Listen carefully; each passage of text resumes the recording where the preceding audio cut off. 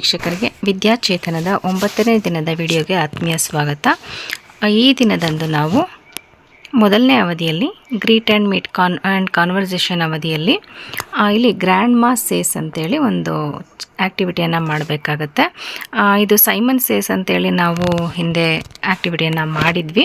ಅದೇ ರೀತಿಯಲ್ಲಿ ಇಲ್ಲಿ ಗ್ರ್ಯಾಂಡ್ ಮಾಸ್ ಸೇಸ್ ಅಂತೇಳ್ಬಿಟ್ಟು ಆ್ಯಕ್ಟಿವಿಟಿಯನ್ನು ಮಾಡಬೇಕಾಗತ್ತೆ. ಅಂದರೆ grandma's says comb your hair ಅಂದರೆ ಮಗು ಆ ಆ್ಯಕ್ಟಿವಿಟಿಯನ್ನು ಆ ಆ್ಯಕ್ಷನ್ನ ಮಾಡಬೇಕು. ಜಸ್ಟ್ ಕೋಮ್ ಯುವರ್ ಹೇರ್ ಅಂತೇಳಿ ನಾವು ಹೇಳಿದ್ರೆ ಅದನ್ನು ಮಾಡೋ ಹಾಗಿಲ್ಲ. ಇದಕ್ಕೆ ಸಂಬಂಧಪಟ್ಟಂತೆ ವಿಡಿಯೋ ಇದೆ, ಅಲ್ಲಿ ವಿಡಿಯೋ ಕನ್ನಡದಲ್ಲಿ ಇದೆ. ದಯಮಾಡಿ ಅದನ್ನು ಇಂಗ್ಲೀಷ್ಗೆ ನೀವು ಟ್ರಾನ್ಸ್ಲೇಟ್ ಮಾಡಿಕೊಂಡು ಹೇಳ್ಕೊಡ್ಬೇಕಾಗತ್ತೆ. ಫಾರ್ ಎಕ್ಸಾಂಪಲ್ ಹಲ್ಲು ಉಜ್ಜಿ, ಅಜ್ಜಿ ಹೇಳುತ್ತಾಳೆ ಹಲ್ಲು ಉಜ್ಜಿ ಅಂತ ಇದ್ದರೆ ಅಲ್ಲಿ ಬ್ರಷ್ ಯುವರ್, ಗ್ರ್ಯಾಂಡ್ ಮಾ says brush your teeth, grand ಮಾ ಸೇಸ್ ಕೋಂಬ್ ಯುವರ್ ಹೇರ್. ಈ ರೀತಿಯಲ್ಲಿ ನಾವು ಕೆಲವೊಂದು ಸಿಂಪಲ್ ಸೆಂಟೆನ್ಸಸ್ಗಳನ್ನ ಬಳಸ್ಕೊಂಡು ಈ ಒಂದು ಚಟುವಟಿಕೆಯನ್ನು ನಿರ್ವಹಣೆ ಮಾಡಬೇಕಾಗತ್ತೆ. ನಾನೊಂದು ಆಟ ಆಡಿಸ್ತೀನಿ. ಇಲ್ಲಿ ನಿಮ್ಗೆ ಮೊದಲೇ ಹೇಳ್ಕೊಟ್ಟಿದ್ದೆ Simon says touch your head ಅಂತ ಒಂದು ಇಂಗ್ಲಿಷ್ ನಲ್ಲಿ ಹೇಳ್ಕೊಟ್ಟಿದ್ದೆ, ನೆನಪಿದ್ಯಾ? Simon says touch your head ಅಂದ್ರೆ ಸೈಮನ್ ಹೇಳ್ತಿದ್ದಾರೆ ನಿಮ್ಮ ತಲೆನ ಮುಟ್ಕೊಳ್ಳಿ ಅಂತೇಳಿ ಇಂಗ್ಲಿಷ್ ನಲ್ಲಿ ಆಟ ಆಡಿದ್ವಿ. ಅದೇ ತರ ಇವತ್ತು ಸ್ವಲ್ಪ ಬದಲಾವಣೆ ಇದೆ. ಏನಂದ್ರೆ ಅಜ್ಜಿ ಹೇಳುತ್ತಾಳೆ ತಲೆ ಮೇಲೆ ಕೈ ಇಡಿ ಅಂತ ಹೇಳ್ತೀನಿ. ಆಗ ಅಜ್ಜಿ ಹೇಳುತ್ತಾಳೆ ತಲೆ ಮೇಲೆ ಕೈ ಇಡಿ ಅಂದಾಗ ನೀವು ತಲೆ ಮೇಲೆ ಕೈ ಇಟ್ಕೋಬೇಕು. ನಾನ್ ಬರೀ ತಲೆ ಮೇಲೆ ಕೈ ಇಡಿ ಅಂದ್ರೆ ಇಡಬಾರ್ದು, ಆಯ್ತಾ? ಅಜ್ಜಿ ಹೇಳುತ್ತಾಳೆ ಅಂತ ಸೇರಿಸಿ ನಾನು ಏನ್ ಕಾರ್ಯ ಮಾಡಿ ಅಂತೀರಾ ಅವಾಗ ಮಾತ್ರ ನೀವು ಆ ಕೆಲಸ ಮಾಡ್ಬೇಕು. ಬರೀ ನಾನಾಗೆ ನಾನು ಏನೋ ಕೂತ್ಕೊಳ್ಳಿ ನಿಂತ್ಕೊಳ್ಳಿ ಅಂತ ಬರೀ ಇಷ್ಟೇ ಹೇಳಿದ್ರೆ ನೀವೇನ್ ಮಾಡಬಾರ್ದು, ಆಕ್ಷನ್ ಮಾಡಬಾರ್ದು, ಆಯ್ತಾ? ಆ ರೀತಿ ಏನಾದ್ರು ಮಾಡಿದ್ರೆ ಆ ರೀತಿ ಬರೀ ನಾನು ಹೇಳ್ದಾಗ, ಅಜ್ಜಿ ಹೇಳುತ್ತಾಳೆ ಅಂತ ಹೇಳಿದಾಗ ಬರೀ ನಾನೇ ಹೇಳಿದಾಗ ನೀವು ಕೆಲಸ ಮಾಡಿದ್ರೆ ಅವರು ಔಟ್, ಆಯ್ತಾ? ಈಗ ಹೇಳ್ತೀನಿ, ನೀವು ಮಾಡ್ತೀರಲ್ಲ? ಓಕೆ, ರೆಡಿನಾ? ಅಜ್ಜಿ ಹೇಳುತ್ತಾಳೆ ಕುಳಿತುಕೊಳ್ಳಿ, ಅಜ್ಜಿ ಹೇಳುತ್ತಾಳೆ ನಿಂತುಕೊಳ್ಳಿ, ಅಜ್ಜಿ ಹೇಳುತ್ತಾಳೆ ತಲೆ ಮೇಲೆ ಕೈ ಇಡಿ, ಅಜ್ಜಿ ಹೇಳುತ್ತಾಳೆ ಕೈ ಬಿಡಿ, ಕೈ ಮೇಲೆತ್ತಿ. ಇಲ್ಲಿ ನಾನು ಅಜ್ಜಿ ಹೇಳುತ್ತಾಳೆ ಅಂತ ಹೇಳಿದ್ನಾ? ಇಲ್ಲ. ಆ ರೀತಿ ಹೇಳಿದಾಗ ಮಾಡೋ ಹಾಗಿಲ್ಲ, ಆಯ್ತಾ? ಎಲ್ರು ನಗಾಡಿ. ನಾನು ಅಜ್ಜಿ ಹೇಳುತ್ತಾಳೆ ಅಂತ ಹೇಳಿದ್ನಾ? ಇಲ್ಲ. ಯಾರು ನಗಾಡಿದ್ದು? ಇದೇ ತರ ಆಟವನ್ನ ಮುಂದುವರಿಸಬೇಕು, ಆಯ್ತಾ? ಇನ್ನು ಎರಡನೇ ಅವಧಿ ಮೈ ಟೈಮ್. ಈ ಒಂದು ಅವಧಿಯಲ್ಲಿ ಈಗಾಗಲೇ ನಾವು ಸೋಮವಾರ ದಿನ ಅಂದರೆ 7ನೇ ದಿನದಲ್ಲಿ ಹೊಸ ಚಟುವಟಿಕೆಗಳನ್ನು ಪರಿಚಯ ಮಾಡಿಸಿದ್ದೀವಿ. ಯಾವ ಮಕ್ಕಳು ಯಾವ ಲರ್ನಿಂಗ್ ಕಾರ್ನರ್ಗೆ ಹೋಗಿಲ್ಲ, ಲರ್ನಿಂಗ್ ಸ್ಪೇಸ್ಗೆ ಹೋಗಿಲ್ಲ ಅಂಥ ಮಕ್ಕಳನ್ನ ನಾವು ಗಮನಿಸ್ಕೊಂಡು ಅವಲೋಕನ ಮಾಡಿಕೊಂಡು ಎಲ್ಲ ಮಕ್ಕಳು ಎಲ್ಲ ಏರಿಯಾದಲ್ಲಿ ಲರ್ನಿಂಗ್ ಸ್ಪೇಸ್ ಏರಿಯಾದಲ್ಲಿ ಏನು ಚಟುವಟಿಕೆಗಳನ್ನು ಇನ್ನೂ ಬ್ಯಾಲೆನ್ಸ್ ಉಳಿಸ್ಕೊಂಡಿದ್ದಾರೆ, ನಿರ್ವಹಣೆ ಮಾಡಿದೆ, ಅವುಗಳನ್ನ ಗಮನಿಸಿ ಆ ಎಲ್ಲ ಮಕ್ಕಳಿಂದ ಕೂಡ ನಾವು ಚಟುವಟಿಕೆಗಳ ನಿರ್ವಹಣೆ ಆಗೋ ರೀತಿಯಲ್ಲಿ ನಾವೇನು ಮಾಡಬೇಕಾಗತ್ತೆ, ಅವ್ರಿಗೆ ಮಾರ್ಗದರ್ಶನವನ್ನು ನೀಡಬೇಕಾಗತ್ತೆ. ಇನ್ನು 3ನೇ ಅವಧಿ ಬೇಸಿಕ್ ನ್ಯೂಮರಿಕಲ್ ನಾಲೆಜ್ ಅಂತೇಳಿ. ಈ ಒಂದು ಅವಧಿಯಲ್ಲಿ ಲೆಟಸ್ ಕಂಪೇರ್ ಅಂತೇಳಿ ಒಂದು ಚಟುವಟಿಕೆಯನ್ನು ಅಲ್ಲಿ ನಿರ್ವಹಣೆ ಮಾಡಬೇಕು.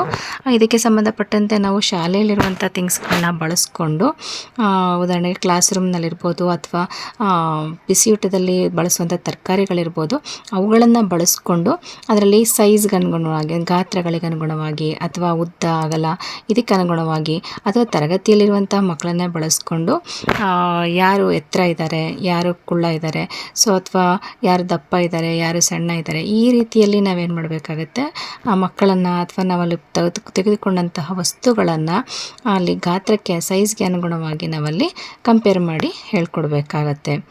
ಇನ್ನು ನೆಕ್ಸ್ಟ್ ಇದಕ್ಕೆ ಸಂಬಂಧಪಟ್ಟಂತೆ ಇಲ್ಲಿ IL 18ನೇ ಒಂದು ವರ್ಕ್ಶೀಟನ್ನು ಕೂಡ ನಾವು ಈ ಒಂದು ಅವಧಿಯಲ್ಲಿ ಅಂದರೆ 3ನೇ ಅವಧಿಯಲ್ಲಿ ಕೂಡ ನಿರ್ವಹಣೆ ಮಾಡಬೇಕಾಗುತ್ತೆ. ಇನ್ನು 4ನೇ ಅವಧಿ ಕ್ರಿಯೇಟಿವ್ ಆರ್ಟ್ಸ್ ಅಂತೇಳಿ. ಇದಕ್ಕೆ ಸಂಬಂಧಪಟ್ಟಂತೆ ಇಲ್ಲಿ draw on slate or black board ಅಂತೇಳಿ ಆ್ಯಕ್ಟಿವಿಟಿ ಇದೆ. ಅಂದರೆ ಸ್ಲೇಟ್ ಅಥವಾ ಬ್ಲ್ಯಾಕ್ ಬೋರ್ಡ್ ಮೇಲೆ ಮಕ್ಕಳು ತಮಗೆ ಇಷ್ಟವಾಗಿರುವಂಥ ಚಿತ್ರಗಳನ್ನು ಬಿಡಿಸಿ ಬಣ್ಣ ತುಂಬಬೇಕು ಅಂತೇಳಿ ಇದೆ ಆ್ಯಕ್ಟಿವಿಟಿ. ಆ ಮಗು ಯಾವುದಾದ್ರೂ ಚಿತ್ರವನ್ನು ಬಿಡಿಸ್ಬೋದು, ಅಥವಾ ಮಕ್ಕಳಿಗೆ ಚಿತ್ರ ಬಿಡಿಸ್ಲಿಕ್ಕೆ ಬರಲಿಲ್ಲ ಅಂದರೆ ನೀವು ಯಾವುದಾದ್ರು ಸಿಂಪಲ್ಲಾಗಿ ಈಗ ಮನೆ ಚಿತ್ರ ಇರ್ಬೋದು ಅಥವಾ ವೃತ್ತ ಹಾಕುವಂಥದ್ದಿರ್ಬೋದು ಅಥವಾ ಟ್ರಯಾಂಗಲ್ ಶೇಪ್ ಬಿಡಿಸುವಂಥದ್ದು ಯಾವುದಾದ್ರೂ ಒಂದು ಚಿತ್ರನ ಸಿಂಪಲ್ಲಾಗಿ ಹೇಳ್ಕೊಡಿ. ಮಗು ಅದನ್ನು ಕಾಪಿ ಮಾಡಿ ಬ್ಲ್ಯಾಕ್ ಬೋರ್ಡಲ್ಲಿ ಅಥವಾ ಸ್ಲೇಟಲ್ಲಿ ಬರೆಯೋ ರೀತಿಯಲ್ಲಿ ನಾವಲ್ಲಿ ಒಂದು ಚಟುವಟಿಕೆಯನ್ನು ನಿರ್ವಹಣೆ ಮಾಡಬೇಕಾಗತ್ತೆ. ಇನ್ನು ಇದಕ್ಕೆ ಸಂಬಂಧಪಟ್ಟಂತೆ HW7 ಎಂಬಂಥ 7ನೇ ಒಂದು ವರ್ಕ್ಶೀಟನ್ನು HWಗೆ ಸಂಬಂಧಪಟ್ಟಂತೆ HW7 ವರ್ಕ್ಶೀಟನ್ನು ನಾವಿಲ್ಲಿ ನಿರ್ವಹಣೆ ಮಾಡಬೇಕಾಗತ್ತೆ. ಇನ್ನು 5ನೇ ಅವಧಿ ಅಂದರೆ ಮಧ್ಯಾಹ್ನದ ಮೊದಲ ಅವಧಿ ಲ್ಯಾಂಗ್ವೇಜ್ ಡೆವಲಪ್ಮೆಂಟ್ ಅಂತೇಳಿ. ಇಲ್ಲಿ ಲಿಸ್ನಿಂಗ್ ಆ್ಯಂಡ್ ಸ್ಪೀಕಿಂಗ್ಗೆ ಸಂಬಂಧಪಟ್ಟಂತೆ ಇಲ್ಲಿ ಆರಂಭಿಕ ಅಕ್ಷರದಿಂದ ಅಂದರೆ ಮೊದಲನೇ ಅಕ್ಷರವನ್ನು ಬಳಸ್ಕೊಂಡು ಮಕ್ಕಳು ಆ ಒಂದು ವಸ್ತು ಯಾವುದು ಅಂತೇಳಿ ಕಂಡುಹಿಡಿಬೇಕು. ಅಂದರೆ ಉದಾಹರಣೆಗೆ ಬ್ಲ್ಯಾಕ್ ಬೋರ್ಡ್ ಅಂತೇಳಿ ಒಂದು ವರ್ಡನ್ನು ನಾವು ಮನಸ್ಸಲ್ಲಿ ಇಟ್ಕೋಬೇಕು. ಸೊ ಈಗ ಬ್ಲ್ಯಾಕ್ ಬೋರ್ಡ್ಗೆ ಸಂಬಂಧಪಟ್ಟಂತೆ ನಾವು ಇಂಗ್ಲೀಷ್ನಲ್ಲಿ ಕ್ವೆಶನ್ನ ಕೇಳಬೇಕು ಮಕ್ಕಳಿಗೆ. ಸೊ ಆ ಮಕ್ಕಳು ಆ ಕ್ವೆಶನ್ನ ಹೇಗಿರಬೇಕು ಅಂದರೆ ಬ್ಲ್ಯಾಕ್ ಬೋರ್ಡ್ ಅನ್ನೋ ಪದವನ್ನು ಮಕ್ಕಳೇ ಊಹಿಸಿ ಹೇಳೋ ರೀತಿಯಲ್ಲಿ ನಾವು ಕ್ವೆಶನ್ಸ್ನ ಕೇಳ್ತಾ ಹೋಗಬೇಕಾಗತ್ತೆ. ಉದಾಹರಣೆಗೆ it is use to writing and its colour in black, ಈ ರೀತಿಯಲ್ಲಿ ನಾವು ಎಕ್ಸ್ಪ್ಲನೇಷನ್ ಮಾಡಬೇಕು. ಸೊ ಆ ಮಗು ಏನು ಮಾಡುತ್ತೆ, ಆವಾಗ ಅದು ಬ್ಲ್ಯಾಕ್ ಬೋರ್ಡ್ ಅಂತೇಳಿ ತಾನಾಗೆ ಉತ್ತರವನ್ನು ಹೇಳೋಷ್ಟು ಸಿಂಪಲ್ಲಾಗಿ ಕ್ವೆಶನ್ಸ್ನ ನಾವೇನು ಮಾಡಬೇಕಾಗತ್ತೆ, ಸೆಂಟೆನ್ಸ್ಗಳನ್ನ ಪ್ರಿಪೇರ್ ಮಾಡಿಕೊಂಡು ಒಂದು ವಸ್ತುವನ್ನು ಮಗು ಹೆಸರಿನಿಂದ ಗುರುತಿಸುವಂಥದ್ದು. ಮತ್ತು ಅದರ ಸ್ಟಾರ್ಟಿಂಗ್ ಲೆಟರ್ ಬಿ ಅಂತ. ಆ್ಯಕ್ಚುಲಿ ನಾವು ವಿದ್ಯಾಪ್ರವೇಶದಲ್ಲಿ ಕನ್ನಡದಲ್ಲಿ ನಾವು ಈ ಆ್ಯಕ್ಟಿವಿಟಿಯನ್ನು ಮಾಡ್ತಾಯಿದ್ವಿ. ಫಾರ್ ಎಕ್ಸಾಂಪಲ್ ಎಲೆ ಅಂತ ಇದ್ದರೆ ಇದು ಹಸಿರು ಬಣ್ಣದಲ್ಲಿರುತ್ತೆ, ಇದು ಮರದಲ್ಲಿ ಬಿಡುತ್ತೆ. ಸೊ ಈ ರೀತಿಯಲ್ಲಿ ನಾವು ಅದು ಆ್ಯಕ್ಟಿವಿಟಿಯನ್ನು ಹೇಳ್ಕೊಡ್ತಾ ಇದ್ವಿ. ಸೊ ಇಲ್ಲಿ ನಾವು ಇಂಗ್ಲೀಷ್ನಲ್ಲಿ ಅಂದರೆ ಬೈಲಿಂಗಲ್ ಸೆಕ್ಷನ್ಗೆ ಇಂಗ್ಲೀಷ್ನಲ್ಲಿ ನಾವು ವಿದ್ಯಾಚಿತ್ರಣ ಮಾಡಬೇಕಾಗಿರೋದ್ರಿಂದ ಸೊ ಸೆಂಟೆನ್ಸಸ್ಗಳನ್ನ ಇಂಗ್ಲೀಷ್ನಲ್ಲೇ ಪ್ರಿಪೇರ್ ಮಾಡಿ ಆ್ಯಕ್ಟಿವಿಟಿ ಕೂಡ ಇಂಗ್ಲೀಷ್ನಲ್ಲೇ ನಾವೇನು ಮಾಡಬೇಕಾಗತ್ತೆ, ಕಂಡಕ್ಟ್ ಮಾಡಬೇಕಾಗತ್ತೆ. ಇದ್ರ ಜೊತೆಗೆ ಇಲ್ಲಿ ಪಟ್ಟಿ ಮಾಡೋಣ ಅಂಥೇಳಿ ಇನ್ನೂ ಒಂದು ಗೇಮ್ ಬರುತ್ತೆ ಈ ಒಂದು ಅವಧಿಯಲ್ಲಿ. ಅಂದರೆ ಮಕ್ಕಳು ಪರಿಚಿತ ಇರುವಂತಹ ಪದಗಳನ್ನು ನಾವಲ್ಲಿ ಹೇಳಿಸ್ಬೇಕು ಮಕ್ಕಳಿಂದನೇ. ಮತ್ತು ಅದಕ್ಕೆ ಸಂಬಂಧಪಟ್ಟಂತೆ ಆ ಪದ ಏನು ಹೇಳಿರುತ್ತೋ ಮಗು ಅದಕ್ಕೆ ಸಂಬಂಧಪಟ್ಟಂತೆ ಚಿತ್ರವನ್ನು ಬಿಡಿಸುವಂಥದ್ದು. ಇದಕ್ಕೆ ಸಂಬಂಧಪಟ್ಟಂತೆ ವಿಡಿಯೋ ಇದೆ, ಇದು ಕೂಡ ಕನ್ನಡದಲ್ಲೇ ಇದೆ ವಿಡಿಯೋ. ಯಾಕೆಂದರೆ ನಾನು ಹಳೆಯ ವಿಡಿಯೋಗಳನ್ನೇ ನಾನಿಲ್ಲಿ ಎಡಿಟ್ ಮಾಡಿ ಹಾಕ್ತಿರೋದ್ರಿಂದ ಸೊ ಕನ್ನಡದಲ್ಲಿದ್ದಾವೆ. ನೀವು ಅದನ್ನು ಆದಷ್ಟು ಇಂಗ್ಲೀಷ್ನಲ್ಲಿ ಬಳಸ್ಕೊಂಡು ಇಂಗ್ಲೀಷ್ನಲ್ಲಿ ಟ್ರಾನ್ಸ್ಲೇಟ್ ಮಾಡಿಕೊಂಡು ನೀವು ಮಕ್ಕಳಿಗೆ ಇಂಗ್ಲೀಷ್ನಲ್ಲೇ ಚಟುವಟಿಕೆಗಳನ್ನು ಹೇಳ್ಕೊಡಿ. ಅಗತ್ಯವಿದ್ದ ಕಡೆ ನಾವು ಕನ್ನಡ ಭಾಷೆಯನ್ನು ಕೂಡ ಅಲ್ಲಿ ಬಳಸ್ಕೋಬಹುದು. ಇನ್ನು 6ನೇ ಅವಧಿ ಔಟ್ಡೋರ್ ಗೇಮ್ಸ್. ಇದಕ್ಕೆ ಸಂಬಂಧಪಟ್ಟಂತೆ ರೋಲಿಂಗ್ ಅನ್ನೋ ಒಂದು ಚಟುವಟಿಕೆ ಇದೆ. ಈ ರೋಲಿಂಗ್ ಅನ್ನೋ ಚಟುವಟಿಕೆನ ಯಾವ ರೀತಿ ಮಾಡಬೇಕು ಅಂತೇಳಿ ನಾನು ವಿಡಿಯೋವನ್ನು ಅಪ್ಲೋಡ್ ಮಾಡಿದ್ದೀನಿ. ಸೊ ಅದೇ ರೀತಿಯಲ್ಲಿ ನೀವು ನಿರ್ವಹಣೆ ಮಾಡಬಹುದು. ಮಕ್ಕಳೇ ಇಲ್ಲಿ ನಾನು ಗೆರೆಗಳು ಹಾಕಿದ್ದೀನಿ. ಯಾವ್ಯಾವ ತರ ಗೆರೆ ಹಾಕಿದ್ದೀನಿ ನೋಡ್ತಿದ್ದೀರಾ? ಸ್ಟ್ರೈಟ್ ಅಂದ್ರೆ ಸರಳ ರೇಖೆ, ಆಮೇಲೆ ವಕ್ರ ರೇಖೆ ಹಾಕಿದ್ದೀನಿ. ಇಲ್ಲೂ ಕೂಡ ವಕ್ರ ರೇಖೆ ಹಾಕಿದ್ದೀನಲ್ವಾ? ಈಗ ನೀವೇನ್ ಮಾಡ್ಬೇಕು ಅಂದ್ರೆ 1ನೇ ಕ್ಲಾಸ್ ಅವರು ಈ ಸರಳ ರೇಖೆ ಮೇಲೆ ಎಲ್ಲರೂ ಮಾಡ್ತೀರಾ ಅಂತ ಗೊತ್ತು. ಸೊ 1ನೇ ಕ್ಲಾಸ್ ಅವ್ರಿಗೆ ಸರಳ ರೇಖೆ ಮೇಲೆ ನಾನು ರಿಂಗ್ ಕೊಟ್ಟಿದ್ದೀನಿ. ಆ ರಿಂಗ್ ಅನ್ನ ಏನ್ ಮಾಡ್ಬೇಕು, ರೇಖೆ ಮೇಲೆ ಉರುಳಿಸ್ಕೊಂಡು ಬರ್ಬೇಕು. ಆಯ್ತಾ? ರಿಂಗ್ ಹಿಡ್ಕೊಂಡು. ಹಾಗೆ ಇಲ್ಲಿ ವಕ್ರ ರೇಖೆ ಬಂದಾಗ ವಕ್ರ ರೇಖೆ ಮೇಲೆ ಕೂಡ ಅದೇ ರೀತಿ ಮಾಡ್ಕೊಂಡ್ ಬರ್ಬೇಕು. ಅನಿಶ್ಚಯ ಮಾಡ್ಕೊಂಬರಪ್ಪ ನೀನು. ಈಗ ಮುಂದಕ್ಕೆ ಚಲಿಸ್ತಾ ಇದ್ದಾಳಲ್ವಾ, ನಾನು ಹೇಳ್ತಾ ಹೋಗ್ತೀನಿ ಅದೇ ತರ ನೀವು ಚಲಿಸ್ಬೇಕು ಅದ್ರ ಮೇಲೆ. ಹಾಗೆ ಹಿಂದಕ್ಕೆ ಗೆರೆ ಮೇಲೆ ತಿರುಗಿಸ್ಬೇಕು. ಗುಡ್. ಶಮೀಲ್ ವಕ್ರರೇಖೆ ಮಾಡು. ಮುಂದಕ್ಕೆ. ಗುಡ್. ಮುಂದಕ್ಕೆ ಅಂದ್ರೆ ಆ ರೀತಿಯೇ ಹೋಗ್ಬೇಕು. ಹಿಂದಕ್ಕೆ, ಮುಂದೆ.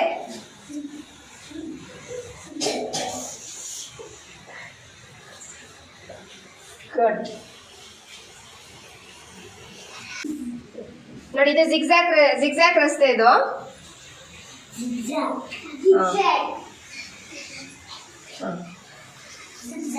ಹಿಂದಕ್ಕೆ ಹೋಗು, ಮುಂದೆ ಬಾ, ಹಿಂದೆ ಹೋಗು.